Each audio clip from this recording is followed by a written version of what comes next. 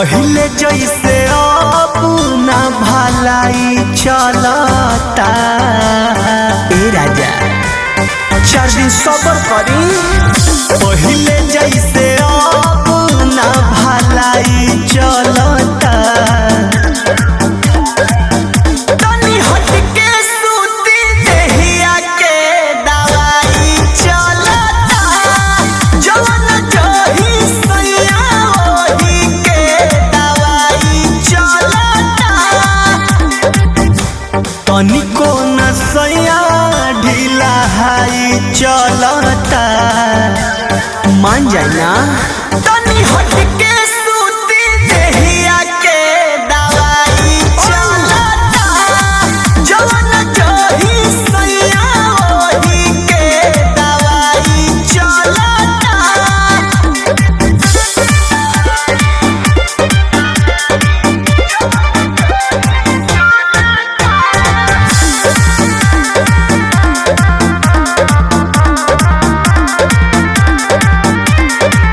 से जब पर है जकर देह से नायंगे जकर बानी को मजोरिया भी जानी डर में चिपका रे।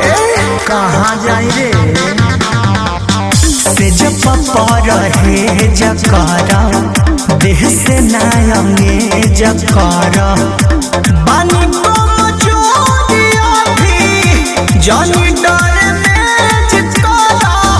बात बुझता रे कमाई गलता।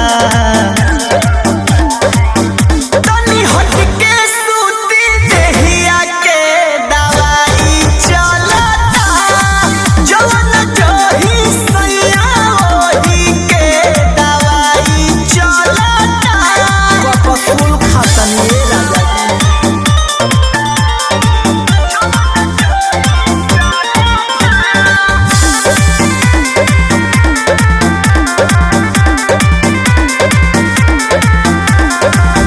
सट जानी जरिया हो खींच जानी सड़िया हो। बोलू बिशुनपुरी जानी कर बरिया दिया हो। मान जा।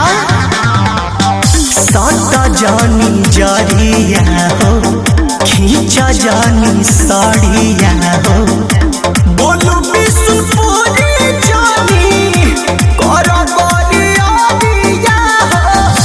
सकती सोना मन में तहरा कथी पलता। बताब। तनी हट के सूती देहिया के दवाई चलता। जवन जही सैया वही के दवाई चलता। तहार एक्शन रिएक्शन कर दी।